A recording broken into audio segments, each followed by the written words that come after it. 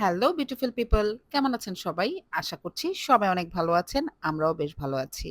বেশ অনেকদিন পরে র‍্যান্ডম একটি ব্লগ আপনাদের সামনে নিয়ে হাজির হলাম। এই ব্লগে থাকবে আমরা কোরবানির ঈদে কি করেছি, আমাদের ঈদটা কেমন গিয়েছে এবং ঈদ উপলক্ষে কোথায় গিয়েছিলাম ঘুরতে। দেখতেই পাচ্ছেন আমরা বেশ জম্বেশ খাওয়া-দাওয়া করছি। আসলে ঈদের ২ দিন আগে ঈদের লাস্ট টাইমের কিছু শপিং বাকি ছিল, সেগুলোই করে নিচ্ছিলাম। দেন খাওয়া-দাওয়া করতে চলে আসলাম বাচ্চাদেরকে নিয়ে। এই রেস্টুরেন্টের খাবার আমার বরাবরই বেশ পছন্দ। কারণ তারা একদম অর্ডার দেওয়ার পরে গরম ফ্রেশ খাবার বানিয়ে দেন সার্ভ করে। বলেন তো এটি কোন রেস্টুরেন্ট? যদি গেস করতে পারেন তাহলে অবশ্যই আমাকে কমেন্টের মাধ্যমে জানাতে পারেন। দেন খাওয়া-দাওয়া কমপ্লিট করার পরেই আমরা বাসায় চলে এসেছিলাম। এটা হচ্ছে তারপরের দিন। তারপরের দিন আমার হাসব্যান্ড, আমার আব্বু, আমার ভাই এরা সবাই মিলে চলে গিয়েছিল কোরবানির জন্য গরু দেখার উদ্দেশ্যে। এটা হচ্ছে গাবতলীর হাট। আমার হাসব্যান্ড যখন যাচ্ছিলেন তখন তাকে খুব রিকোয়েস্ট করেছিলাম আমার জন্য একটু ভিডিও করে আনতে। তাই সে আমার জন্য একটু ভিডিও করে এনেছিল।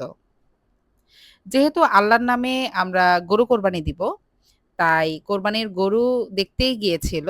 আর বরাবরই প্রতি বছর আমাদের কোরবানির গরু এই গাবতলীর হাট থেকেই কেনা হয়ে থাকে। তাই তারা গাবতলীর হাটেই চলে গিয়েছিল।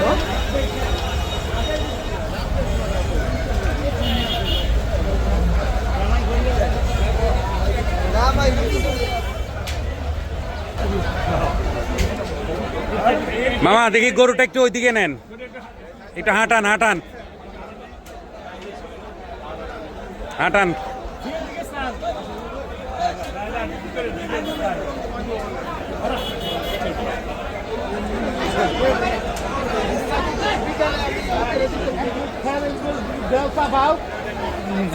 Tekan siate.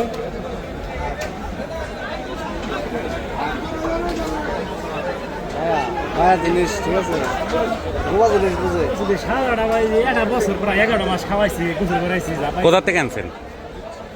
আমার বাড়ি দূর তো মানিকগঞ্জ। মানিকগঞ্জ।